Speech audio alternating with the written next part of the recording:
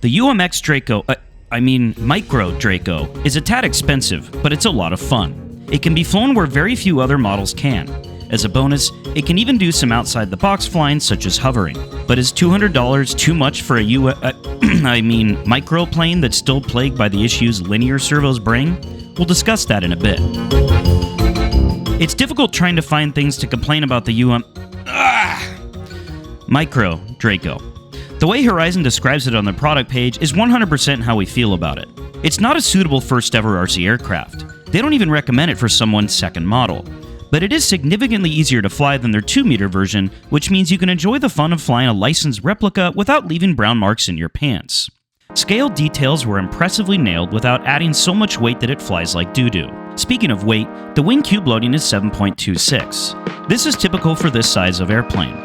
It feels similar to a Timber Evo in flight that shares nearly the same wing cube loading, but since it's significantly smaller, it can fly in tighter spaces in the Evo without feeling cramped. We took ours to an indoor flying session this year, and we never felt uncomfortable with the space. Going outdoors though, you'll probably want to be cognizant of the wind. It's a small and relatively light bird, so it really isn't all that fun to fly in the wind. AS3X does help make flying in the breeze a bit more manageable. It also has a ludicrous amount of power thanks to the 4S setup, but this has some drawbacks as well. To use all the power the Draco has, you'll need a 4S 300 pack, and it's unlikely you already own one of those because what would use a 4S 300 pack? Well, the Draco. This brings the already expensive price tag from $200 to $220, assuming you only want to use one pack. Let's be real, who's satisfied after one flight? Who brings a charger to their park? For us, we ended up purchasing 5 packs and felt like that was more than enough. We didn't bother setting a timer because the telemetry will start screaming at you when your pack gets low if you use Spectrum. Without Spectrum, we'd anticipate 5-ish minutes for your timer. We exclusively flew ours on the 4S pack. On a 3S pack, you'll probably see a little more flight time at the expense of power. As we said before, the power on 4S is ludicrous. It's got the most thrust to weight of anything we've flown of this size. This makes short takeoffs a breeze and also allows you to power out of any weird situation you could find yourself in, if you have the room. Oh my god, no! Huh. Well, that was quick. That was a big stick you got there. You want a hand? Now, yeah. I think it'll be fine. Wow. This is not this guy's first time doing it. Oh, it's disgusting. Yep, battery ejected. It should be fine. What? Overall, it does great in tight spaces so long as you have the skills to do this, unlike us. We took it to our local forest to sneak in some bush flying. You can really swing the Draco around, and it very rarely will bite you via dropping a wing. Really, the only situations we could get a significant bite out of it was doing accelerated stalls or if we were trying to fly it in really tight circles. But we really had to force it. During 1G stalls, the Draco gives you plenty of warning before anything bad will happen. Just let go. Speaking of warnings, we decided to extend this season's merch by 1 week. If you see something you like, be sure to grab it because it won't be coming back after that time. As far as hovering goes, the plane is more than capable, but it isn't like hovering your dialed dedicated 3D birds. We used flaps to pop ours into a hover, but be sure to stay on top of it once you're in it and think ahead of the plane. Once you get too far out of a hover attitude, it's difficult to get back due to it not being a 3D plane. You should also be prepared to go with the direction of the torque roll because your ailerons are outside of the prop wash and aren't good for much. It can be a really fun challenge to catch it in a hover. It really doesn't do much else that's 3D, because it isn't a 3D plane. Rolling loops are possible, but pucker up. It'll fly in high alpha, but holy, prepare yourself for a lot of wing rot. Inverted high alpha, on the other hand, feels much more locked with the vertical fin hanging in clean air and is a blast to do.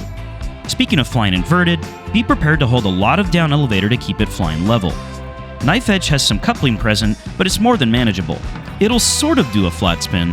It won't get completely flat right side up or upside down, but it will spin. Pushovers, which is totally the technical term, are really fun. No rudder is required, so you can look like a good pilot without having to put in the work. The Draco tracks very straight.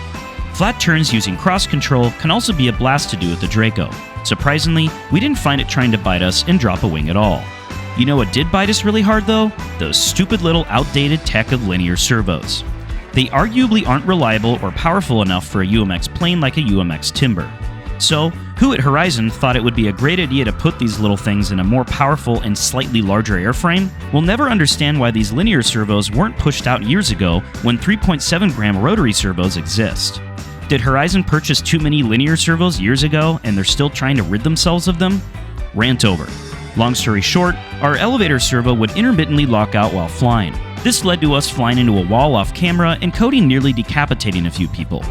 That's why it came so low around here, was because I was pulling and it just did not pull out of that turn. So unfortunately, Ben discovered, of course it's off camera, so people are going to say we're lying, but... It's going to do it again. Yeah, I mean, it straight up happened to Cody. Yeah. Like we showed you at the house, like, it locked up in flight, so here we go. Look at that. Elevator's up, not moving. And, oh, now it's moving. Like, come on, man. Look at this. That is unacceptable, dude. This happened on our first couple of flights with the Draco, so we promptly reached out to Horizon. They replaced it for us at no charge. It's been 3 months or so since we replaced that servo, and, knock on wood, we haven't seen the issue again, but we wouldn't be all that surprised if it came back. If you check the forums or even the comments section on our UMX Timber review, we aren't the only ones who have the issues. Landing the Draco takes little stick and rudder work, so long as you aren't on a smooth surface like concrete. If you are, be prepared to dance on the rudder a lot more, and there's a fair chance you'll still ground loop it. This was a nice scale feature. Another scale feature we loved were the anti-ground loop rods on the end of the wingtips, just like the full scale. This let us drag the wing on the ground while flying indoors, and also prevents hanger rash from bad landings. The gear doesn't suppress any side loading, which adds to its poor handling on smooth surfaces. It also has basketballs for tires, leading to it being prone to bouncy landings if you don't nail a touchdown perfectly. Or maybe we could just learn how to land better. It arguably wasn't made for flying off concrete though, so take this complaint for what it is.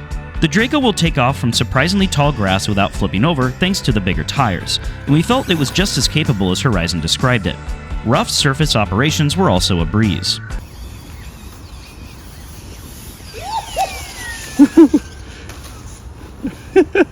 If you somehow find a surface this thing won't fly off of, hand launching it does work great. Catching it is also very possible, so long as you have an ounce of more athleticism than I do. The assembly goes stupid quick. It took us 15 minutes before we were in my backyard flying it. The wing is removable, which is a nice plus if you're tight on space or need to replace the stupid linear servo. Be careful with the aileron servo wires so that they don't touch the flap linear servo gears. We moved our wire to prevent this from happening. Additionally, our elevator pushrod ball link was threaded on by only a few threads and eventually disconnected itself. Thankfully, this happened on the ground and not in the air. Overall, we really liked ours. It'll always be brought with us when we need something to fly indoors or really just anywhere that we're tight on space since it takes up no room in the car. It's awesome Horizon found a way to keep a lot of scale details without creating a flying coffin. We really wish this was the case with the Micro Draco's older brother. Ultimately, we found ourselves disappointed by finding linear servos in a plane from Horizon in 2024, especially after a lot of people complained about their elevator servo locking up on the UMX Timber. We know that there are street fixes such as lithium grease among other things, but it's incredibly frustrating that Horizon still has yet to release an official product bulletin despite airplanes continuing to nuke themselves. It's clear that these servos aren't reliably capable of the loads requested out of them in these overpowered micro UMX aircraft.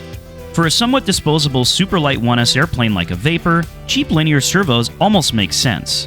But when you're spending north of $200 and it flies on freaking 4S, this level of frustration is a difficult pill to swallow at its price point. Aside from our few complaints, we'll be having a blast with ours until it falls apart or we send it into another tree.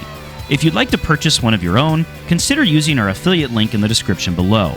It comes at no extra cost to you and helps our channel. Special thanks to our channel members. Go ahead and give this video a thumbs up if you believe there's more to the story with the linear servo gate, or hit subscribe if you'd like to see us replace our linear servos with 55-gram metal gear servos.